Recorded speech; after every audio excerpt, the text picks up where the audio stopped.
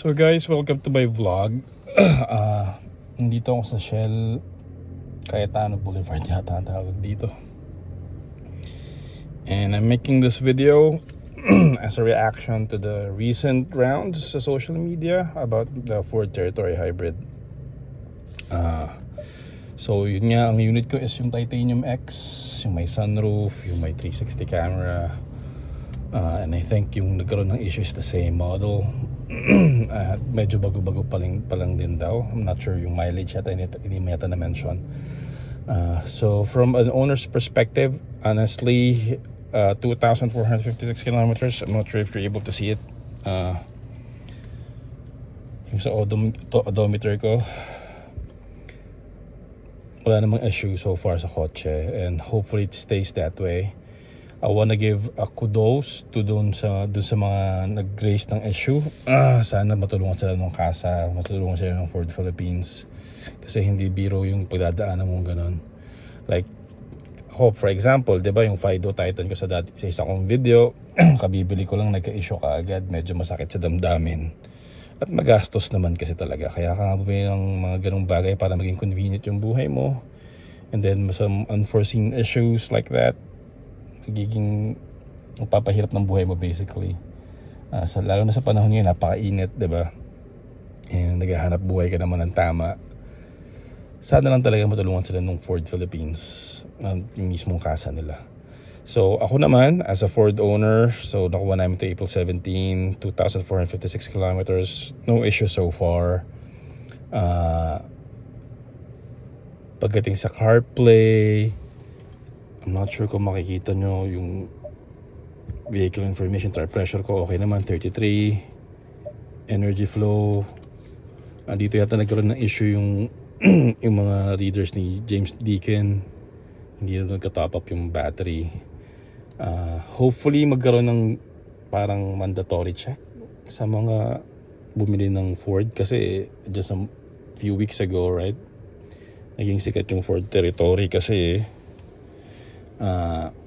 tawag dito, madaming bumili, right? Sana naman yung suklian ng magandang relationship ni Ford Philippines yung mga bumili. Right? I mean, I don't have any bias against or for Ford. This is my first car. I just want to drive. I just want to make my family comfortable kasi may paparating kaming baby. And I will be honest, all throughout this journey of owning a Ford vehicle, kasi nga notorious na magkaroon na may mga issues left and right. Ford stands for found on the road dead. Madaming mga abbreviations na hindi maganda.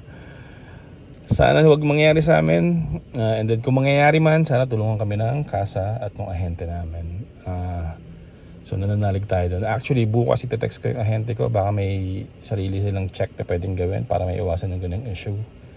Hindi nagcha-charge yung hybrid battery. Yeah. So far again, 2,456 kilometers. Ito yung mileage ko, 18.2 from bahay to dito sa Shell Chatime branch. Ayan naman yung CarPlay, gumagana. Hindi na magpapatugtog kasi baka makapiright tayo. Gumagana naman na maganda yung seat ventilation. Again, sa akin lang talaga, pinaka-issue ko lang talaga dito sa kotseng to is medyo mahina yung aircon pag tanghaling tapat. So yun nga, naka-dark tint na kami kung nakikita nyo yung labas. And yung sunroof, medyo mainit yung part na yan kapag tanghaling tapat, especially pag medyo traffic. So kailangan mo itapat yung isang vent ng aircon para ma-mitigate na yung init sa taas. And then medyo kailangan mo talagang taasan. So bababa onti yung mileage mo, pero ganun pa rin naman, mataas pa rin siya compared dun sa dati naming kotse, which is a Mitsubishi Mirage hatch. So yun muna, I guess. I'll keep you guys posted for any unusual or usual happenings.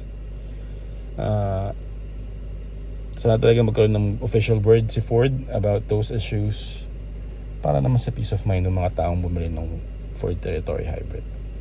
Okay, peace out muna guys. Again, ito si Mark. And Good morning.